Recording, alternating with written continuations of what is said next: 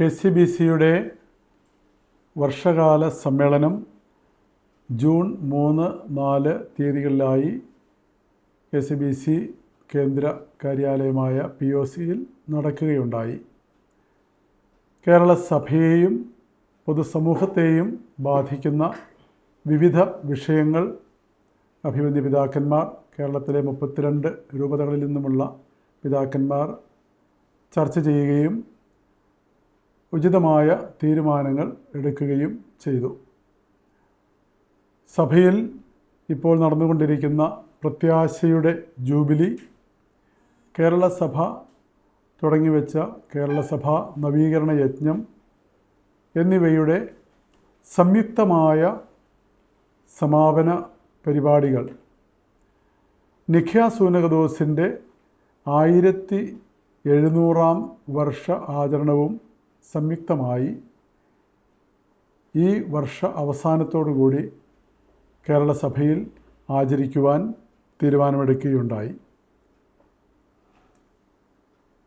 കാലം ചെയ്ത പരിശുദ്ധ ഫ്രാൻസിസ് പാപ്പായ്ക്ക് ആദരാഞ്ജലികൾ അർപ്പിച്ചുകൊണ്ടാണ് ഇത്തവണത്തെ സമ്മേളനം ആരംഭിച്ചത്.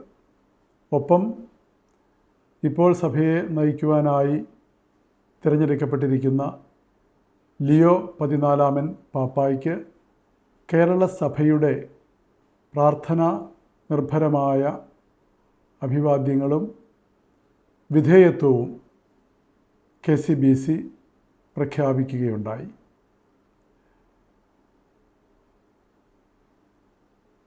സഭാ സംബന്ധമായ വിഷയങ്ങളോടൊപ്പം പൊതുസമൂഹത്തെ ബാധിക്കുന്ന നിരവധി വിഷയങ്ങളും ആനുകാലികമായിട്ടുള്ള പ്രശ്നങ്ങളും ചർച്ചയ്ക്ക് വിധേയമാക്കുകയുണ്ടായി. ഏറ്റവും പ്രധാനമായി വയനാട് വിലങ്ങാട് ദുരന്തത്തിലകപ്പെട്ട ആളുകളുടെ പുനരധിവാസവുമായി ബന്ധപ്പെട്ട് KCBC പ്രഖ്യാപിച്ചിരുന്ന 100 ഭവനങ്ങളുടെ നിർമ്മാണം പുരോഗമിച്ചുകൊണ്ടിരിക്കുന്നു. 2025 ഡിസംബർ മാസത്തോടുകൂടി ആ ഭവനങ്ങൾ പൂർത്തീകരിച്ച് അതിൻ്റെ ഗുണഭോക്താക്കൾക്ക് കൈമാറുവാൻ സാധിക്കും എന്ന് KCBC പ്രത്യാശ പ്രകടിപ്പിച്ചു. ഇപ്പോൾ വളരെ രൂക്ഷമായി കേരള സമൂഹം അഭിമുഖീകരിച്ചുകൊണ്ടിരിക്കുന്ന ഒരു പ്രശ്നമാണ് വന്യജീവി ശല്യം. സാധാരണ വനത്തിലും വനത്തോട് ചേർന്ന് കിടക്കുന്ന പ്രദേശങ്ങളിലുമാണ് ഇങ്ങനെയുള്ള പ്രശ്നങ്ങൾ ഉണ്ടാകുന്നതെങ്കിൽ ഇപ്പോൾ വനപ്രദേശങ്ങൾ വിട്ട് ജനവാസ മേഖലകളിലേക്ക് നിർബാധം വന്യമൃഗങ്ങൾ ഇറങ്ങി വരികയും ശല്യങ്ങൾ ഉണ്ടാക്കുകയും മനുഷ്യന് ജീവഹാനി ഉണ്ടാക്കുകയും ചെയ്യുന്ന സാഹചര്യങ്ങളാണിപ്പോൾ കണ്ടുകൊണ്ടിരിക്കുന്നത്. ഈ പ്രശ്നത്തെ ഗവൺമെൻറ് ഗൗരവമായിട്ടെടുക്കുകയും ശാശ്വതമായ പരിഹാര നടപടികൾ ഉണ്ടാക്കുകയും ചെയ്യണം എന്ന് ആണ് നിർദ്ദേശിക്കപ്പെട്ടിരിക്കുന്നത്.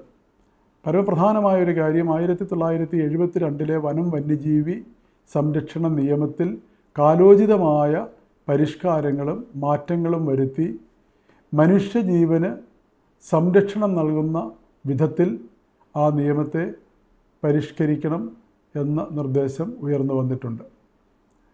അതുപോലെ തന്നെ വന്യജീവി ആക്രമണം മൂലം നാശനഷ്ടങ്ങൾ ഉണ്ടാവുകയും ജീവഹാനി സംഭവിക്കുകയും ചെയ്യുന്ന മനുഷ്യർക്ക് ഉചിതമായ നഷ്ടപരിഹാരം താമസം വിന ലഭ്യമാക്കുവാനുള്ള സംവിധാനങ്ങൾ ഉണ്ടാവണം. വനത്തിൽ തന്നെ വന്യമൃഗങ്ങളെ നിർത്തുവാൻ സാധിക്കുന്ന രീതിയിൽ ഉള്ള ക്രമീകരണങ്ങൾ ചെയ്യണം.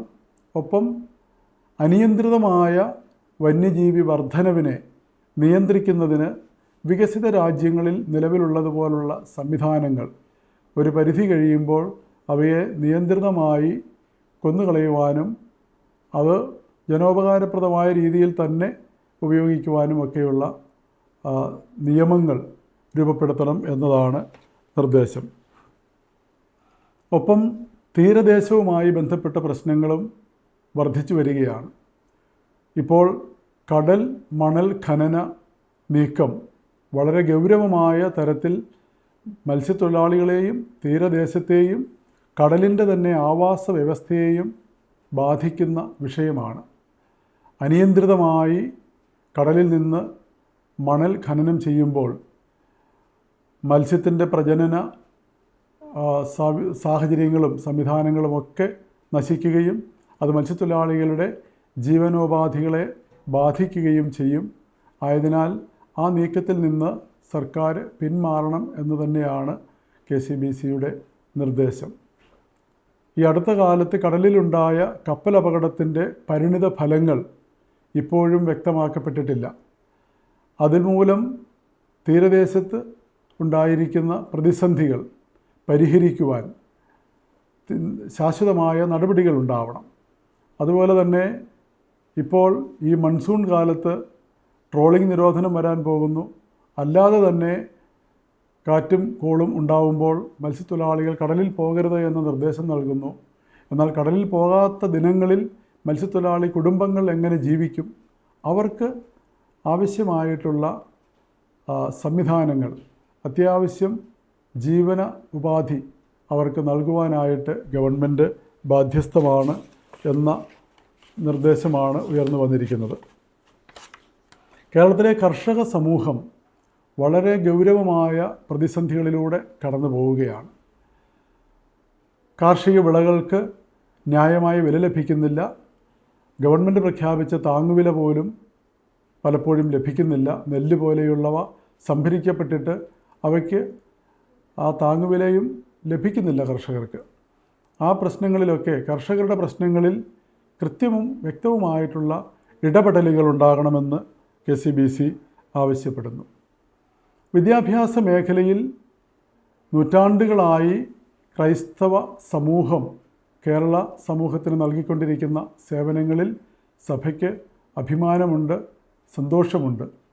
എന്നാൽ ഈ അടുത്ത കാലങ്ങളിലായി വിദ്യാഭ്യാസ മേഖലയിൽ സഭയ്ക്ക് പ്രവർത്തിക്കുവാൻ ബുദ്ധിമുട്ടുളവാകുന്ന രീതിയിലുള്ള സംവിധാനങ്ങളും നിയമങ്ങളുമാണ് വന്നുകൊണ്ടിരിക്കുന്നത്.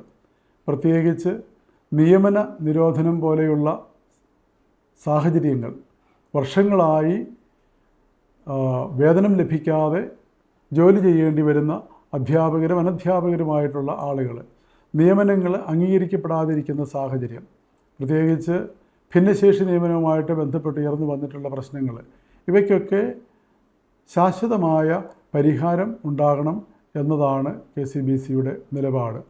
ഒപ്പം ഉന്നത വിദ്യാഭ്യാസ രംഗത്ത് നൂതനമായ സാധ്യതകൾ തുറന്നു വരുമ്പോൾ ഗുണനിലവാരം ഉറപ്പാക്കിക്കൊണ്ട് സ്വകാര്യ വിദ്യാഭ്യാസ പ്രവർത്തകരെ, സംവിധാനങ്ങളെ, സഭയെപ്പോലെയുള്ള സ്വകാര്യ വിദ്യാഭ്യാസ പ്രവർത്തകരെ ഗവൺമെൻറ് വിശ്വാസത്തിലെടുത്ത് ഈ ഉന്നത വിദ്യാഭ്യാസ രംഗം കേരളത്തിൽ കൂടുതൽ മെച്ചപ്പെടുത്തുവാൻ വേണ്ട സംവിധാനങ്ങൾ ഉണ്ടാകണം എന്നതാണ് KCBCയുടെ നിലപാട്.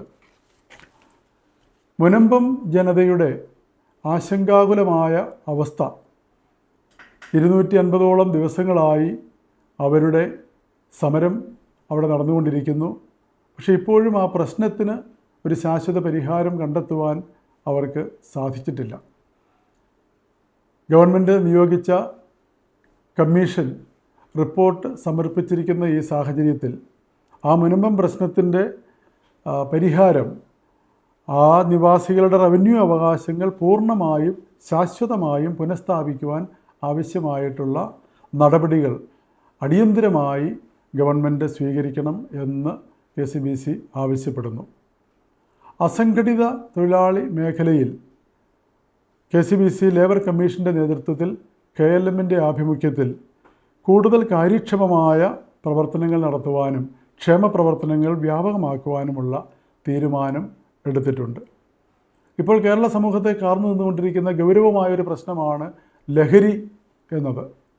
ആ ലഹരിക്ക് എതിരായി ഉള്ള എല്ലാ പ്രവർത്തനങ്ങളിലും സഭയുടെ സമ്പൂർണ്ണ പിന്തുണ ഉണ്ടാകും എന്ന് KCBC അറിയിക്കുകയാണ്. ജൂൺ 26 ആഗോള ലഹരി വിരുദ്ധ ദിനാചരണത്തോടനുബന്ധിച്ച് കേരള കത്തോലിക്കാ സഭയുടെ കീഴിലുള്ള എല്ലാ വിദ്യാലയങ്ങളിലും രാവിലെ അസംബ്ലിയോടനുബന്ധിച്ച് ലഹരി വിരുദ്ധ ബോധവൽക്കരണവും ലഹരി വിരുദ്ധ പ്രതിജ്ഞയും നടത്തപ്പെടുന്നതാണ്. കത്തോലിക്ക വൈദികരും സന്യസ്തരും മിഷണറിമാരും പ്രത്യേകിച്ച് വടക്കേ ഇന്ത്യയിൽ പലപ്പോഴായി ആക്രമിക്കപ്പെടുന്നതിലും അത് മോഷണ ശ്രമത്തിൻ്റെ ഭാഗമായിട്ടായാലും അല്ലാതെ ആയാലും മിഷണറിമാരുടെ നേരെ നടക്കുന്ന ആക്രമണങ്ങളിൽ ആശങ്കയും ദുഃഖവും പ്രകടിപ്പിക്കുന്നു. ഗവൺമെൻറ്റുകളുടെ സത്വരമായ ശ്രദ്ധ ഈ വിഷയത്തിൽ ഉണ്ടാകണമെന്ന് KCBC ആവശ്യപ്പെടുന്നു. ഇത്രയുമൊക്കെ ആണ് പ്രധാനമായിട്ട് KCBCയുടെ സമ്മേളനത്തിൽ നടന്ന ചർച്ചകളും തീരുമാനങ്ങളും.